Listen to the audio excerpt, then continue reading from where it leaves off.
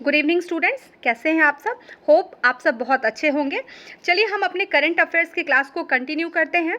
और जो लोग मेरे साथ आज जुड़ रहे हैं मैं उनको बता दूं कि हम लोग इस साल 70th बीपीएससी जो 70वीं बीपीएससी आ गई है उसके लिए करंट अफेयर्स को पूरी तरह से कंप्लीट करेंगे। और जो सामने आप मैगजीन देख रहे हैं परीक्षा मंथन, जो 70वीं बीपीएससी के लिए ही है ये मैगजीन, और इसी मैगजीन को हम पूरी तरह से कवर अप करेंगे। इसमें जितने भी न्यूज़ करंट अफेयर्स, जो भी नेशनल इंटरनेशनल स्पोर्ट्स बिहार जितनी भी चीज़ें हैं सबको हम लोग कवर अप करने वाले हैं। जिन्होंने पिछला क्लास नहीं किया है वो जाकर पिछले क्लास को भी कर ले ताकि आपकी कनेक्टिविटी बनी रहे। तो चलिए हम क्लास को कंटिन्यू करते हैं और देखते हैं कि आज हमें क्या पढ़ना है। पिछले क्लास में हमने शासन प्रशासन को देखा था और आज देखते हैं हमें क्या पढ़ना है। तो आज हम पढ़ने वाले हैं योजनाओं को। योजना, परियोजना, पहल, अभियान, कार्यक्रम। तो जितने भी अभियान हुए, जितने भी योजना है, जो अपकमिंग योजना है या जो योजनाएं आ चुकी हैं, हम उन सबको कवर अप करेंगे। तो चलिए पहला टॉपिक आप देख रहे हैं क्या है, पेयजल परियोजना का शिलान्यास। ठीक है, पेयजल परियोजना पानी से रिलेटेड है, तो ये इसका शिलान्यास किया गया है। कहाँ पर है तो हम उसको देखते हैं। तो ये बिहार सरकार ने औरंगाबाद, डेहरी और सासाराम में पीने के लिए सोन नदी का जल उपलब्ध कराने हेतु 1347, ठीक है, 1347 करोड़ रुपए की परियोजना की आधारशिला रखी है। तो आपको ये आंकड़ा नहीं दिमाग में रखना है।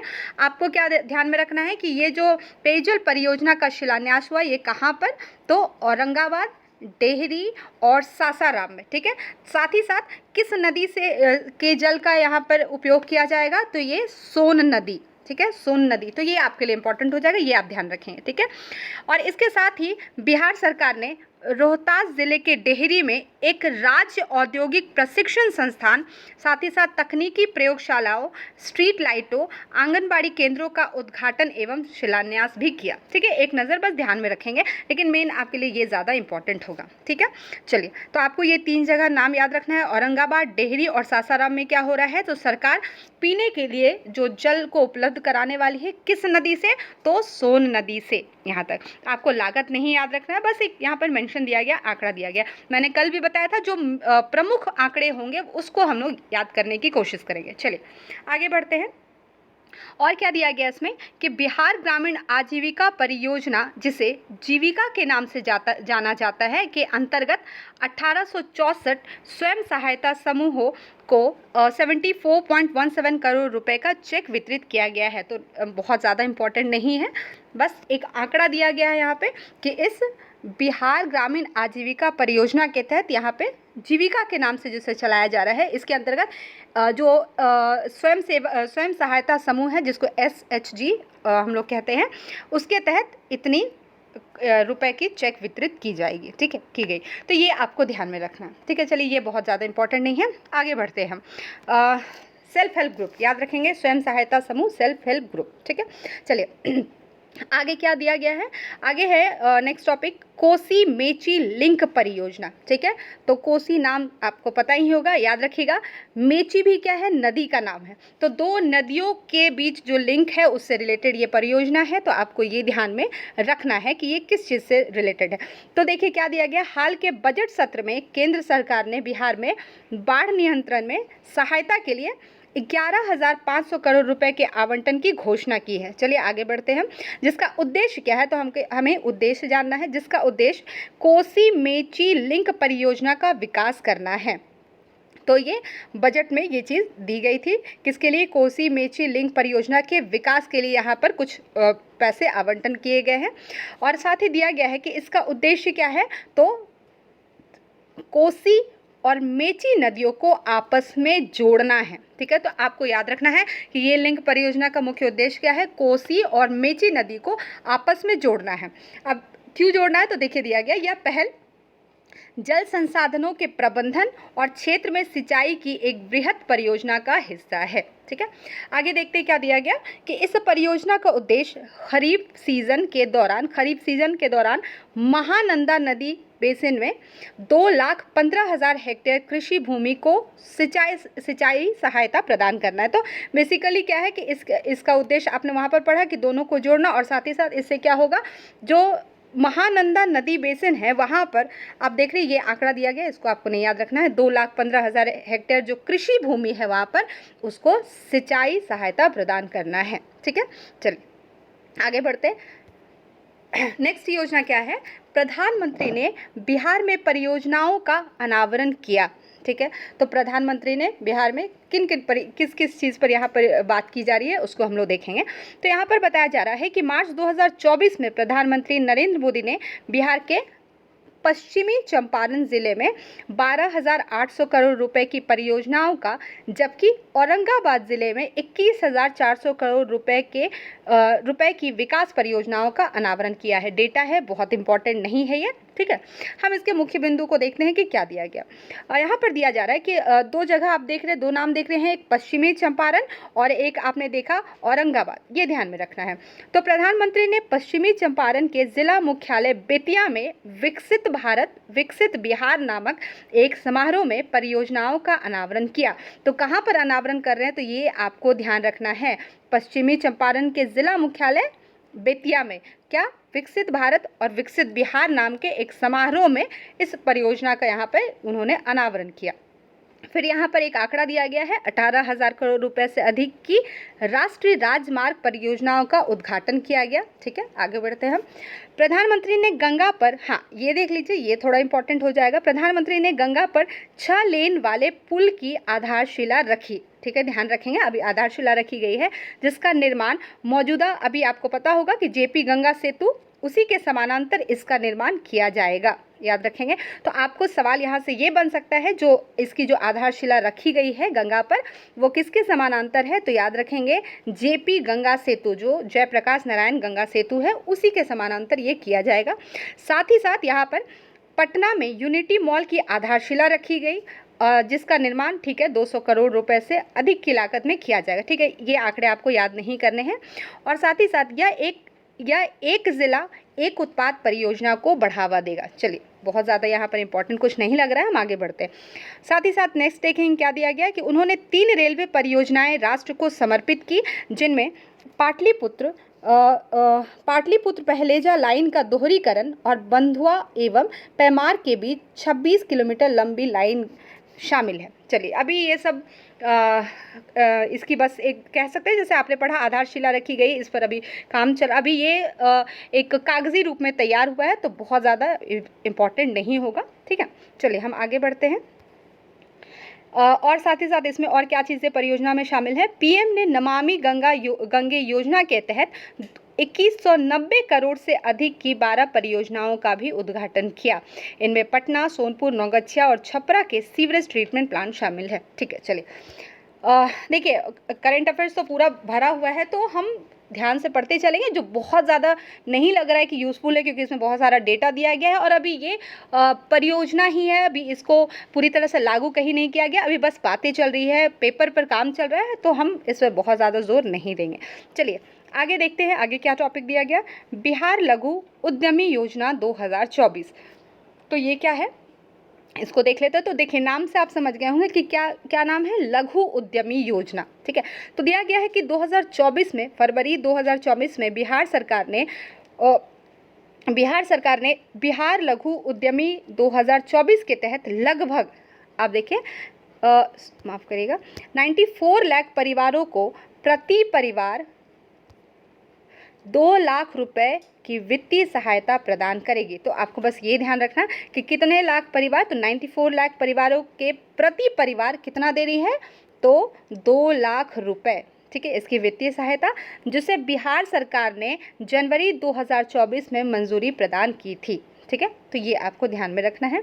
दूसरा क्या कह रहा है कि इस दौरान मुख्यमंत्री नीतीश कुमार ने आर्थिक रूप से संघर्ष कर रहे परिवारों को अपना व्यवसाय शुरू करने में सहायता करने के लिए बिहार लघु उद्यमी योजना की शुरुआत की। ठीक है, तो ऐसा परिवार जो आर्थिक रूप से बहुत संघर्ष कर रहा है, बहुत स्ट्रगल कर रहा है, तो उसका अपना व्यवसाय शुरू करने के लिए यहाँ पर क्या किया जा रहा है, तो उनको यही बिहार लघु उद्यमी योजना के तहत ये शुरुआत की गई है, ताकि उनको एक तरह से बिहार सरकार की तरफ से एक सहायता, एक हेल्प मिल सके। ठीक है, चलिए और नेक्स्ट क्या दिया है इसमें कि इस योजना के तहत 50 लाभार्थियों का चयन कंप्यूटर रैंडमाइजेशन प्रणाली के माध्यम से किया गया था।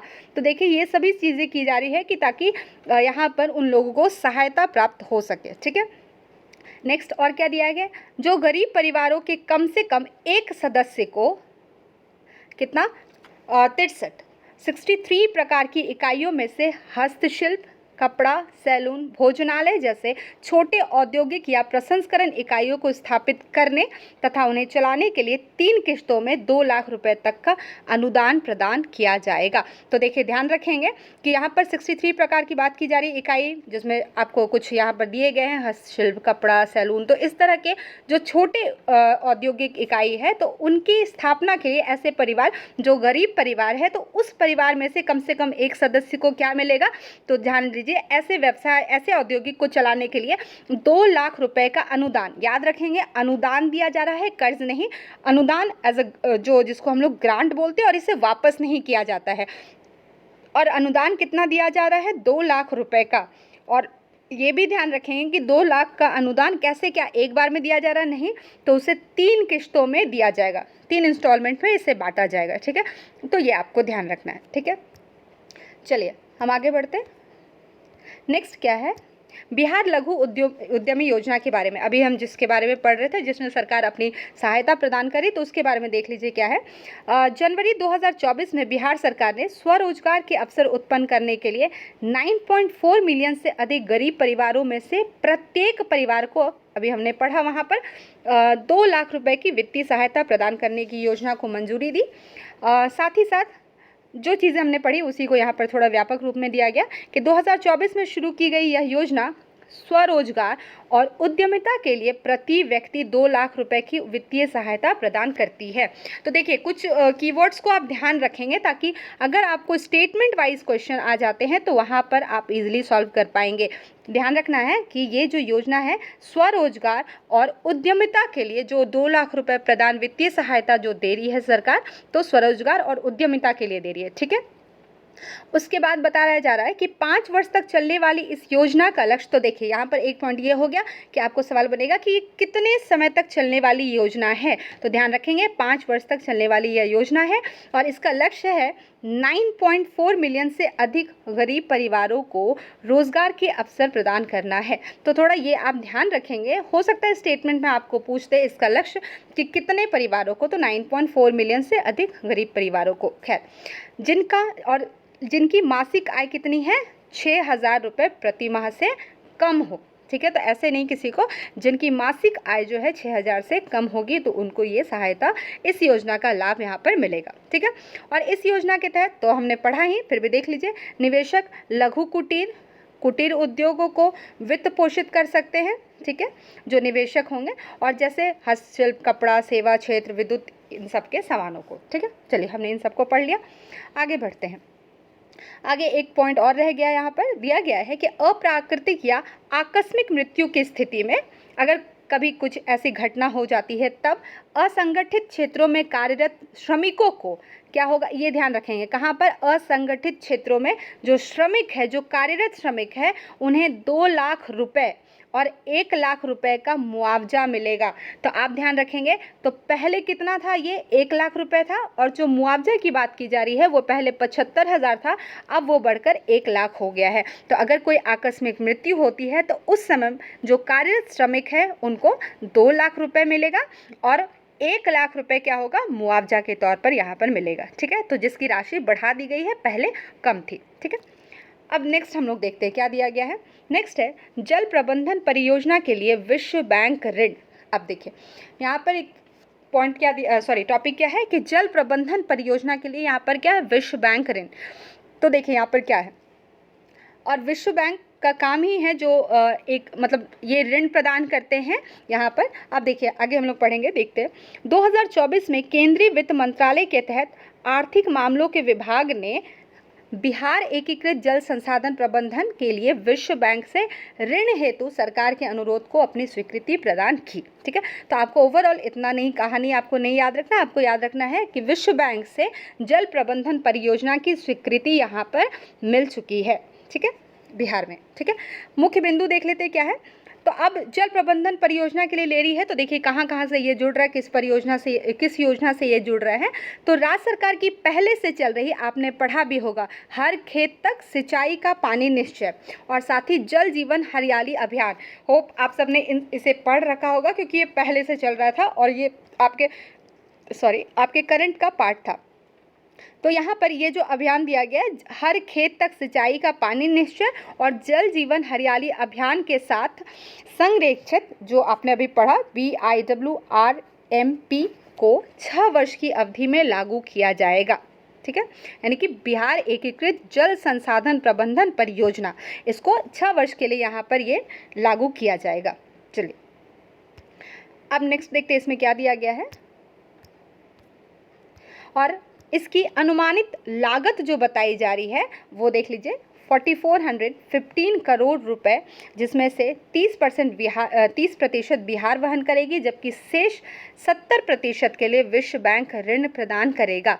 तो आपको ये राशि नहीं याद रखनी है कि कितनी राशि अनुमानित की गई है, आपको ये याद रखना है कि इसके तहत जो बिहार सरकार जो इसके राशि को वहन करेगी, तो बिहार सरकार 30% और बाकी के जो शेष राशि है उसका वहन कौन करेगा, तो विश्व बैंक, मतलब एक एज अ ऋण, ऐसा नहीं कि विश्व बैंक उसको चलाएगी, वो ऋण के तौर पर 70% यहाँ पर विश्व बैंक इसे प्रदान करेगी राज्य सरकार को। ठीक है, चलिए आगे बढ़ते हैं, और इसमें और क्या दिया गया है पॉइंट देख लेते हैं कि लंबे समय से लंबित पश्चिमी कोसी नहर प्रमुख सिंचाई परियोजना को पूरा करने पर ध्यान केंद्रित करेगा, लेकिन बिहार में सदियों पुराने बांधों की बहाली में भी सहायता करेगी। ठीक है, तो आपको 2 पॉइंट बस ध्यान रखना है, जो पुराने बांध है उनकी बहाली में, और जो पहले से लंबित कोसी नहर जो परियोजना थी उसको पूरा करने पर यहाँ पर इनका मेन फोकस होगा। ठीक है, और साथ ही साथ इसमें नदियों को जोड़ने, बाढ़ को कम करने और प्रमुख नदियों से अतिरिक्त जल प्रवाह को नियंत्रित करने के लिए और उनके तटबंधों को दीर्घकालीन सुरक्षा के लिए, मतलब इन सारी चीज़ों के लिए, तो आप ओवरऑल आपको ध्यान रखना है, नदी को जोड़ना, बाढ़ को कम करना, और जो भी नदियां हैं उससे तो जो अतिरिक्त जो एक्स्ट्रा जल जो वहाँ पर निकल रहा, प्रवाह हो रहा है, उसके लिए ये सारी चीज़ें, ये जो परियोजना है इसमें ये सारी चीज़ें शामिल है। ठीक है, हम विश्व बैंक के बारे में पढ़ रहे थे, तो एक नज़र हम विश्व बैंक के बारे में देख लेते हैं कि क्या दिया गया। तो इसके बारे में दिया गया है कि ये 1944 में IMF के साथ मिलकर पुनर्निर्माण और विकास के लिए IBRD के रूप में स्थापित किया गया था। तो ये आपको ध्यान रखना है। पुनर्निर्माण के लिए आप देख सकते हैं, जो सेकेंड विश्व युद्ध हुआ था, वर्ल्ड वार हुआ था, तो उसी के यहाँ पर कहते हैं ना कि वैसे भी युद्ध के बाद बहुत सारा तबाही होता है, बहुत सारे नुकसान होते हैं, तो उसी के लिए देख रहे हैं आप यहाँ पर, इसलिए ये शब्द का यूज़ किया गया है कि IMF के साथ मिलकर पुनर्निर्माण और विकास के लिए अंतर्राष्ट्रीय बैंक IBRD के रूप में स्थापित किया गया था। ठीक है, बाद में IBRD विश्व बैंक बन गया। विश्व बैंक समूह 5 संस्थानों की एक अनूठी वैश्विक साझेदारी है। होप आपने ये पढ़ा होगा, और जिन्हें ये बात नहीं पता है कि विश्व बैंक 5 समूह संस्थान का एक मतलब 5 समूह को मिलाकर यहाँ पर विश्व बैंक जो बन रहा है, तो आपको ध्यान में क्या रखना, आपका काम क्या है, आपका होमवर्क है कि आप उस 5 संस्थानों के नाम को ढूंढेंगे और लिखेंगे अपने कॉपी में, जहाँ पर आप इस करंट अफेयर्स को पढ़ रहे हैं वहाँ पर ये आप एज अ होमवर्क करेंगे। ठीक है, और देखिए यहाँ क्या दिया गया, जो विकासशील देशों में गरीबी को कम करने और साझा समृद्धि का निर्माण करने वाले स्थायी समाधानों के लिए कार्य कर रहा है। तो आपने पढ़ रखा होगा IMF सबके बारे में, वर्ल्ड बैंक ये वगैरह, तो आपका होमवर्क जो मैंने दिया आप यहाँ पर अपने कॉपी में इसको लिखेंगे। ठीक है, नेक्स्ट देखते हैं योजना क्या है, रेलवे स्टेशनों के लिए पुनर्विकास योजना। ठीक है, तो यहाँ पर देखिए, फरवरी 2024 में प्रधानमंत्री नरेंद्र मोदी ने पूर्व मध्य रेलवे क्षेत्र के तहत बिहार में 33 रेलवे स्टेशनों के पुनर्विकास और 72 अन्य परियोजनाओं के निर्माण की ऑनलाइन आधारशिला रखी। ठीक है, हम लोग मुख्य बिंदु को देख लेते हैं। अमृत भारत स्टेशन योजना के तहत परियोजना का लक्ष्य पूरे देश में कनेक्टिविटी, व्यापार और व्यवसाय को बढ़ाना है। ये ध्यान में रखेंगे, मतलब ये पॉइंट मैं इसलिए बोल रही हूँ कि कहीं स्टेटमेंट में पूछेगा तो आपको ध्यान रहना चाहिए कि कनेक्टिविटी, व्यापार और व्यवसाय को बढ़ाना है। ठीक है, नेक्स्ट देखते हैं क्या दिया गया कि आधिकारिक बयान के अनुसार बिहार में अब जिन 33 रेलवे स्टेशनों का, हमने अभी पढ़ा 33 रेलवे स्टेशन, उसका पुनर्विकास किया जाएगा, उनमें शामिल है। तो आपको इतने नाम नहीं याद रखने, ये ध्यान में नहीं रखना है 33 स्टेशन के नाम, बस एक झलक बस पढ़ लेना है, यहाँ से सवाल वैसा नहीं बनेगा। ठीक है, चलिए आगे बढ़े। उसके बाद क्या दिया गया, मेन फोकस जहाँ पर आपको करना, देखिए परियोजना के तहत स्टेशनों को शॉपिंग जोन, फूड कोर्ट, बच्चों के खेल क्षेत्र जैसी सुविधाओं को के प्रावधान के साथ सिटी सेंटर के रूप में पुनर्विकास किया जाएगा। तो जो जिन 33 स्टेशनों का पुनर्विकास किया जा रहा है, तो उसमें से आपको ध्यान रखना क्या क्या किया जा रहा है। तो शॉपिंग जोन के तहत उसको डेवलप किया जा रहा है, वहाँ पे फूड कोर्ट, बच्चों के खेलने के लिए क्षेत्र जैसी इन सारी सुविधाओं को, और साथ में जो सिटी सेंटर के रूप में इसको फिर से विकसित किया जाएगा।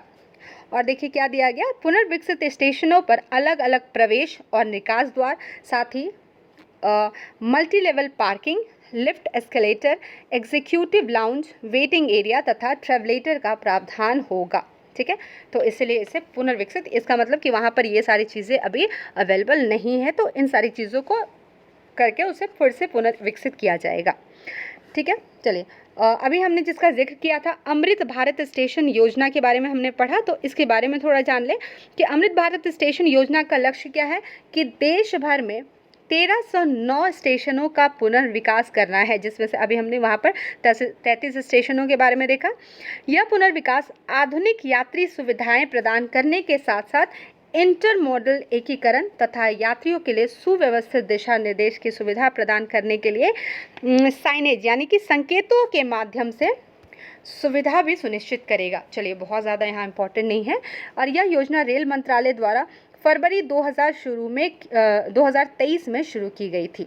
ठीक है, चलिए कभी कभी ये चीज़ें देख लीजिएगा, ये थोड़ा सा कि यह योजना रेल मंत्रालय द्वारा शुरू की गई थी फरवरी 2023, क्योंकि इस तरह से कभी कभी पूछ देता है कि ये कब शुरू हुआ। हो सकता है आपको फरवरी ही दे, 2023 दे दे, 24 दे दे, 22 दे दे, तो ये आपको ध्यान में रखना है। ठीक है, चलिए आगे बढ़ते हैं।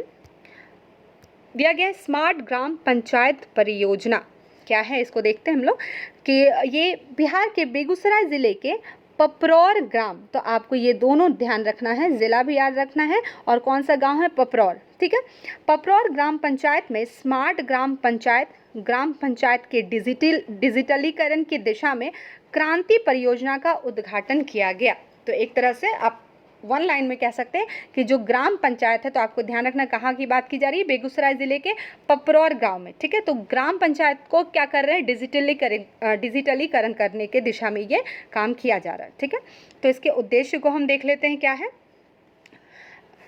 इस परियोजना का मुख्य उद्देश्य ग्रामीण कनेक्टिविटी में एक आदर्श बदलाव को चिन्हित करते हुए बेगूसराय में ग्राम पंचायतों तक पीएम वाणी मतलब प्रधानमंत्री वाईफाई एक्सेस नेटवर्क इंटरफेस सेवा का विस्तार करना है। ठीक है, ऑब्वियस सी बात है, जब डिजिटलीकरण हो रहा है, डिजिटलाइजेशन हो रहा है, तो यहाँ पर ये काम किया जा रहा है। दूसरा कि इस परियोजना का उद्देश्य ग्रामीण क्षेत्र की कनेक्टिविटी में एक आदर्श परिवर्तन के साथ बेगूसराय की सभी ग्राम पंचायतों तक पीएम वाणी पहुंचाना है। पीएम वाणी सेवा, अभी हम पीएम वाणी को भी एक नज़र में देख लेंगे। पीएम वाणी सेवा को एक्सेस करना है ग्राम पंचायतों में। ठीक है, इसे संशोधित राष्ट्र ग्राम स्वराज अभियान के तहत वित्त पोषित किया गया है, ये आपको ध्यान में रखना है। ठीक है, किसके तहत, राष्ट्र ग्राम स्वराज अभियान के तहत इसे वित्त पोषित किया गया और इसका कार्यान्वयन पंचायती राज मंत्रालय द्वारा किया जा रहा है। तो ये आपको ध्यान रखना है कि इसको कार्यान्वित यानी कि इसको इम्प्लीमेंट किसके द्वारा किया जा रहा है, तो पंचायती राज मंत्रालय। और जो वित्त पोषित कर रही है, जो फाइनेंशियली इसको पोषित कर रही है, वो कौन है, तो राष्ट्रीय ग्राम स्वराज अभियान, ये आपको ध्यान रखना है। उसके बाद इसमें दिया गया है यहाँ पर कि इस परियोजना का लक्ष्य बिहार में, आपको बार बार बोल रही हूँ, बेगूसराय और रोहतास ज़िलों के देखिए 37 ब्लॉकों को और 455 ग्राम पंचायतों को वाईफाई सेवा पहुँचाना है। ठीक है, ये आपको ध्यान में रखना है, ये इम्पॉर्टेंट हो जाएगा। ठीक है, ठीक है, ये भी ध्यान में रखिएगा, ब्लॉक की बहुत ज़्यादा आंकड़ा वैसा नहीं है जो याद नहीं होगा, 37 ब्लॉक और 455 ग्राम पंचायत, यहाँ तक क्या करना है, वाईफाई सेवा पहुँचाना है। ठीक है, चलिए, तो हम अभी पीएम वाणी के बारे में बात कर रहे थे, तो मैंने बोला कि आगे हम लोग देखेंगे। पीएम वाणी योजना के बारे में देख लीजिए। डॉट यानी कि दूरसंचार विभाग है, उसके द्वारा दिसंबर 2020 में प्रधानमंत्री वाईफाई एक्सेस नेटवर्क इंटरफेस, जिसको हम बोलते हैं पीएम वाणी योजना, शुरू की गई। तो पीएम वाणी का फुल फॉर्म भी आप याद रखेंगे, क्योंकि सवाल यहाँ से भी बन सकता है। प्रधानमंत्री, ठीक है, वाईफाई, वाणी में क्या हो गया, वाईफाई एक्सेस नेटवर्क इंटरफेस, तो ये आपको ध्यान रखना है। ठीक है, तो इसका मेन उद्देश्य क्या है कि यह पूरे देश में और खास करके कहाँ पर, जो ग्रामीण क्षेत्र है वहाँ पर, क्योंकि डिजिटलीकरण की बात हो रही है, तो जो ग्रामीण क्षेत्र है वहाँ पर एक मजबूत डिजिटल संचार को स्थापित करने के लिए वहाँ पर क्या की जा रही है, वाईफाई की कनेक्टिविटी, हॉटस्पॉट तक पहुँच, इन सब में वृद्धि के उद्देश्य से इसको शुरू किया गया है। ठीक है, ये आपको ध्यान में रखना है। चलिए, हम अपने नेक्स्ट टॉपिक की तरफ बढ़ते हैं। नेक्स्ट टॉपिक है गंगा जल आपूर्ति योजना। ठीक है, 2023 में कब, 15 दिसंबर मुख्यमंत्री द्वारा नवादा ज़िले के कादिरगंज के पौरा गांव में, देखिए इतना ज़्यादा ये डिटेल में दिया गया, तो आप इसको याद कर लेंगे, क्योंकि क्या पता ज़िला पूछ दे, गांव पूछ दे, तो ध्यान में रखना है। नवादा ज़िले के कादिरगंज के पौरा गांव में गंगा जल आपूर्ति योजना का लोकार्पण किया गया। ठीक है, और इसके दौरान क्या किया गया कि जो 36 million litre clear water pump house है उसका उद्घाटन किया गया। ठीक है, 36 million litre clear water pump house का उद्घाटन किया गया, ये आपको ध्यान में रखना है। ठीक है, और इसके तहत जब इसका उद्घाटन किया गया, तो यहाँ पर क्या हुआ था, गंगा जल आपूर्ति योजना पर आधारित एक लघु फिल्म बनाई गई थी, जिसको मुख्यमंत्री के सामने उसको पेश किया गया था। चलिए, यहाँ से सवाल नहीं बनेगा। नेक्स्ट देख लेते हैं। गंगा जल आपूर्ति योजना के तहत एक मास्टर अंडरग्राउंड रिजर्वॉयर का निर्माण किया गया है, ये आपको ध्यान में रखना है, और इस रिजर्वॉयर से सीधे बुडको के 4 पंप हाउस में पानी भेजा जाएगा, ये आपको ध्यान में रखना है। ठीक है, इसके बाद पंप हाउस से पंप के माध्यम से पानी को 4 वाटर टैंकों में भेजा जाएगा। प्रत्येक वाटर टैंक की क्षमता लगभग 4.5 लाख लीटर है। ठीक है, तो आपको ये ध्यान रखना है, 4 पंप हाउस में पानी भेजा जाएगा, और जो वाटर टैंकर है, तो प्रत्येक वाटर टैंकर की जो क्षमता है वो कितनी है, 4.5 लाख लीटर। ठीक है, चलिए आगे बढ़े हैं। नेक्स्ट देखते हैं। नेक्स्ट है मुख्यमंत्री प्रखंड परिवहन योजना। ठीक है, इसमें क्या दिया गया देख लेते हैं कि 29 नवंबर 2023 को बिहार के परिवहन विभाग ने मुख्यमंत्री प्रखंड परिवहन योजना की अधिसूचना जारी की। इस योजना का संचालन 25-26 तक होगा, आपको ये ध्यान में रखना है। ठीक है, इसका संचालन 25-26 तक होगा। जिला मुख्यालय के प्रखंडों को छोड़कर शेष देख लीजिए, ये नंबर आपको ध्यान रखना, 496 प्रखंड में योजनाओं के तहत प्रति प्रखंड 7 लाभुकों को बस की खरीद के लिए 5 लाख रुपए अनुदान दिया जाएगा। देखिए, अनुदान शब्द इतना बार आ चुका है, तो मुझे लगता है आपको ये क्लियर हो गया होगा। तो याद रखेंगे, यहाँ पर आप ये प्रखंड ध्यान में रखेंगे, कितना, 496 प्रखंड, उसमें से जितने प्रति प्रखंड 7 लाभुकों को बस की खरीद के लिए कितना अनुदान दिया जा रहा है, तो 5 लाख रुपए का अनुदान। ठीक है, देखिए ऑब्वियस सी बात है, अगर इससे आपको इस तरह के सवाल आएंगे, नाम ही है इस योजना का परिवहन योजना, प्रखंड परिवहन योजना, तो ऑब्वियसली बात है परिवहन से रिलेटेड चीज़ें होंगी यहाँ पर। और इसके तहत जो लाभुक होंगे उनके चयन के लिए प्रखंडवार एवं कोटिवार वरीयता सूची बनाई जाएगी। जो लाभुक कौन होंगे इसके, उसके लिए यहाँ पर प्रखंडवार और कोटिवार वरीयता सूची बनाई जाएगी। इसमें जाति के बाद वरीयता का आधार क्या होगा, तो मैट्रिक की शैक्षणिक योग्यता होगी। तो देखिए, कौन लाभुक होंगे, किसे लाभार्थी बनाया जाएगा, तो ये काम कौन करेगा, प्रखंडवार और कोटिवार। ठीक है, और इसमें जो भी क्राइटेरिया रखा गया, तो इसमें सबसे पहले जाति के आधार पर रखा गया कि जाति के बाद फिर जो इम्पॉर्टेंट क्राइटेरिया है वो है मैट्रिक का, उनका मैट्रिक से रिलेटेड उनकी योग्यता देखी जाएगी। ठीक है, उसमें जो सबसे अधिकतम अंक वाले होंगे उनको वरीयता दी जाएगी। तो याद रखेंगे, जाति के आधार पर, और उसके बाद जो मैट्रिक में जिन्होंने सबसे अधिक अंक प्राप्त किया है उसके आधार पर उनको वहाँ पर प्रेफरेंस मिलेगा। ठीक है, चलिए नेक्स्ट देख लेते हैं हम लोग। नेक्स्ट है मुख्यमंत्री उद्यमी योजना, उद्यम से रिलेटेड है। देखिए, पटना के बापू सभागार, आप सबने देखा होगा, अगर आप पटना के निवासी है तो आपको पता होगा कि पटना के बापू सभागार में आयोजित कार्यक्रम मुख्यमंत्री उद्यमी योजना के तहत लाभार्थियों को पहली किस्त के लिए राशि जारी की। ठीक है, अच्छा देखिए, ये उद्यमी योजना का जो कार्यक्रम हुआ कहाँ पर हुआ? बापू सभागार, महात्मा गांधी जी से रिलेटेड है बापू सभागार। और आपको भी पता होगा, आपने गांधी जयंती पढ़ी, गांधी जी को पढ़ा होगा, तो आपको पता होगा कि गांधी जी जो है वो हमेशा से जो लघु उद्योग होते थे या जो कुटीर उद्योग है उस पर ये हमेशा से जोर देते थे। और देखिए आज गांधी जयंती है और हम लोग ये पढ़ रहे हैं। तो चलिए देखिए, तो आपने ये देखा। और इसमें क्या दिया गया कि इस उद्यमी योजना के तहत 23-24 के प्रशिक्षण प्राप्त लाभार्थी को पहली किस्त जारी किया गया है। तो देखिए यहाँ पर पहले ही पॉइंट में लिखा गया है कि इस तारीख को यानी कि 2023 को ये राशि जारी कर दी गई है। और इस राशि को किसको दिया जा रहा है? जो 23-24 के प्रशिक्षण प्राप्त लाभार्थी है उनके लिए ये किस्तें जारी कर दी गई है। और पहले किस्त के रूप में 4-4 लाख रुपए भेजे गए। ठीक है, अब इसमें क्या दिया है कि बिहार सरकार के उद्योग विभाग द्वारा राज्य में नए उद्यमों को बढ़ावा देने के लिए बिहार मुख्यमंत्री उद्यमी योजना शुरू की गई। इस योजना का नाम मुख्यमंत्री उद्यमी अनुदान योजना है। ठीक है, तो ये आपको ऑब्वियस सी बात है, पता होगी कि उद्यमी योजना है तो ये उद्यम को बढ़ावा देने से रिलेटेड ही होगी। आपको ये दोनों पॉइंट, पहला और दूसरा, ध्यान में रखना है। ठीक है, चलिए हम आगे बढ़ते हैं। इसमें और दिया गया कि इसके तहत जो उद्योग के लिए लोगों के सरकार की ओर से 10 लाख रुपए का ऋण प्रदान किया जाता है। ठीक है, यहाँ पर कितने का ऋण, याद रखिएगा, ऋण प्रदान किया जा रहा है। ठीक है, कितने का? 10 लाख रुपए का, जिस पर 50% सब्सिडी भी दी जाती है। तो ये पॉइंट आपको ध्यान रखना है कि सरकार की ओर से उद्योग के लिए इसी योजना के तहत 10 लाख रुपए का ऋण, जिसमें से 50% की सब्सिडी और ट्रेनिंग के लिए 25,000 रुपये की राशि यहाँ पर उपलब्ध कराई जाएगी। ठीक है, तो ये आपको ध्यान में रखना है। और लोगों को 7 साल में ऋण चुकाना होता है। ठीक है, तो जो इन्हें 10 लाख रुपए तक का ऋण, ठीक है, मतलब मैक्सिमम आप 10 लाख तक का ऋण ले सकते हैं। इसमें से जितना भी वो ऋण ले तो उस ऋण को जो चुकाने का समय है वो कितना है?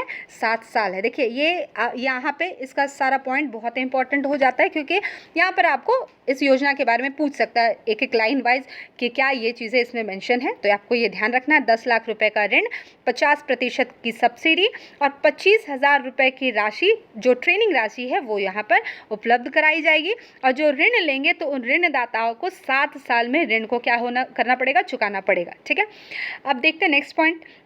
इस उद्यमी योजना के तहत पहली किस्त में 4 लाख रुपए और दूसरी किस्त में 4 लाख रुपए और तीसरी किस्त में 2 लाख रुपए दिए जाते हैं। ये आपको ध्यान रखना है। ठीक है, तो टोटल हो गया 10 लाख। हमने 10 लाख रुपए तक के ऋण की बात की।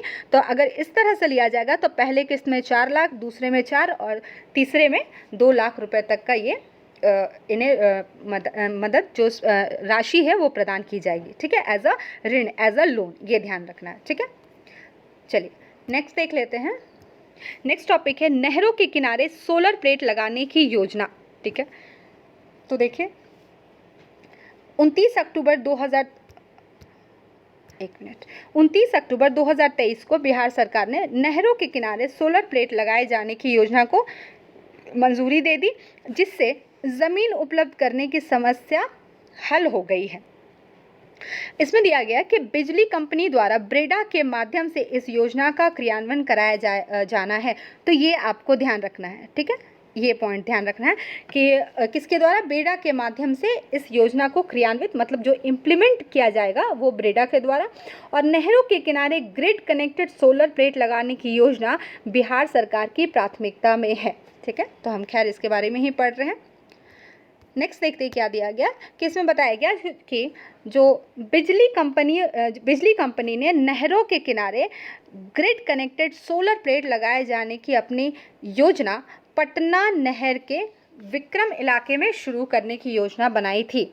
यह पायलट प्रोजेक्ट के रूप में था। ठीक है, ये आपको ध्यान में रखना है। ठीक है, जो मेन इंपॉर्टेंट था इधर आपको ये वाला पॉइंट भी दिमाग में रखना है। ठीक है, चलिए नेक्स्ट हम देख लें। और इसमें बताया जा रहा है कि जो संसाधन बिजली कंपनी ने इस प्रोजेक्ट की फिजिबिलिटी पर गुजरात की एक कंपनी से डीपीआर बनवाया हुआ है। ठीक है, तो यहाँ से ये आपको ध्यान रखना है, कहाँ से? ये गुजरात की एक कंपनी से डीपीआर बनवाया हुआ है और गुजरात में यह मॉडल काफ़ी सफल रहा है, तो उसे ही कहीं ना कहीं उसी चीज़ को देखते हुए यहाँ पर इसको इम्प्लीमेंट किया जा रहा है, इसको कार्यान्वित किया जा रहा है। और सोलर प्लांट लगाए जाने को लेकर ज़मीन की समस्या नहर के किनारे एक सीध में ज़मीन मिलने की वजह से हल हो गई है। तो ये जो इनका सोलर प्लेट लगाने का जो विचार है, ये इसके वजह से ये क्या हो गया, आसान हो गया। ठीक है, चलिए नेक्स्ट हम लोग देखते हैं क्या है, JTBS योजना। ठीक है, JTBS योजना ये आपका टिकट से जुड़ा हुआ योजना है। ठीक है, देख लीजिए क्या है, यहाँ पर दिया गया है कि 2023 में बिहार के समस्तीपुर रेल मंडल ने बेरोजगार युवाओं के लिए JTBS योजना की शुरुआत की है। ठीक है, इसके तहत देखिए, इसके तहत क्या होगा कि जो युवा बेरोजगार है उनको टिकट बुकिंग एजेंट के रूप में यहाँ पर उनको एक तरह से आप कह सकते हैं कि रोजगार के तहत रोजगार के लिए यहाँ पर इन्हें प्रोत्साहित किया जा रहा कि मैं आपको यहाँ पर दिखा देती हूँ, JTBS योजना की शुरुआत की है और जिसके तहत रेलवे समस्तीपुर सहित कुल 28 स्टेशनों पर टिकट बुकिंग एजेंट की तैयारी करेगा। ठीक है, ये आपको ध्यान में रखना है। अच्छा, आपका काम क्या होगा, ये JTBS योजना, तो JTBS का फुल फॉर्म आपका होमवर्क रहेगा, ये आपको इजीली मिल जाएगा कि इसका फुल फॉर्म क्या है। ठीक है, आप वैसे भी अभी भी दिमाग लगा सकते हैं, टी है तो टिकट से रिलेटेड चीज़ें हैं, तो उसके आगे आप इसको यहाँ पर मेंशन करेंगे। ठीक है, क्योंकि क्या होता है, देखिए जब आप इसको सर्च करेंगे तो इसके आसपास का जो इन्फॉर्मेशन होगा, जो एक्स्ट्रा इन्फॉर्मेशन जो आपने नहीं पढ़ा होगा कहीं पर, तो वो भी आपको इजीली अवेलेबल हो जाएगा, या कभी हम एक्स्ट्रा चीज़ों को भी देख लेते हैं। ठीक है, तो ये आपका होमवर्क रहेगा। ठीक है, इन स्टेशनों पर क्या है, JTBS के माध्यम से लोग अनारक्षित, अच्छा ये ध्यान में रखना है आपको, अनारक्षित टिकट काट सकेंगे। ठीक है, वो रिजर्वेशन वाला नहीं। इसके अलावा मासिक सीजन टिकट व प्लेटफॉर्म टिकट काटने की भी सुविधा उन्हें मिलेगी। ठीक है, देखते हैं ना कई लोग इकट्ठा, जो लोग होता है ना जो डेली ट्रैवल करते हैं, वो क्या करते हैं, अपना एक पास बनवा लेते हैं टिकट के रूप में कि अब उन्हें डेली टिकट कटाना ना पड़े। तो जो मासिक सीजन टिकट है और जो प्लेटफॉर्म टिकट है उसको भी काटने की सुविधा उन युवाओं को मिलेगी। ठीक है, तो ये ध्यान रखेंगे आप। और आसपास के स्टेशनों को इसके लिए चयनित किया जाएगा। अब देखिए चयन प्रक्रिया में क्या है, जो वहाँ के स्थानीय युवा होंगे उनको प्राथमिकता दी जाएगी और साथ ही साथ जो युवा जिनका इमेज जो है वो साफ सुथरा हो उनको भी यहाँ पर प्राथमिकता दी जाएगी। ठीक है, जो लोकल हो और साथ ही साथ उनका इमेज भी साफ हो, ये नहीं कि वो कहीं कुछ गलत काम या जेल से आ रहे हैं छूट के, वैसे युवाओं के लिए नहीं। ठीक है, जो साफ़ सुथरी इमेज वाले उनके लिए। ठीक है, इसके लिए समस्तीपुर रेल मंडल आवेदन लेगा और कमीशन के आधार पर इनका भुगतान किया जाएगा। ठीक है, और देखिए क्या दिया गया कि वर्तमान में प्रति टिकट 2 और मासिक सीजन टिकट पर 5 रुपये का भुगतान रेलवे की ओर से निर्धारित है। जो युवा ये काम करेंगे तो जो प्रति टिकट जो कटता उसमें से 2 रुपये और जो मासिक जो टिकट कटता है उसमें से 5 रुपये इन लोगों को दिया जाएगा। अब सोचिए जो एक दिन में कितना सारा कटता होगा, तो उसमें से ये भुगतान इनको दिया जाएगा, 2 रुपये प्रति टिकट और जो मासिक सीजन टिकट है उसमें से 5 रुपये। ठीक है, JTBS योजना के तहत अब ये आप देख लीजिए इतने सारे स्टेशन यहाँ से लाभार्थी लिए जाएंगे, यहाँ के युवाओं को, यहाँ के जो लोकल युवा है उनको इसकी प्राथमिकता दी जाएगी। ठीक है, तो खैर आपको इतना ध्यान में नहीं रखना है, ये बस आपको ये ध्यान में रखना। ठीक है, और उसी के आसपास का जो स्टेशन है वहाँ पर। ठीक है, चलिए तो आज के लिए हम यहीं पर कंप्लीट करते हैं, फिर नेक्स्ट सेशन में मिलेंगे और भी करंट अफेयर्स के साथ। Thank you, have a nice day.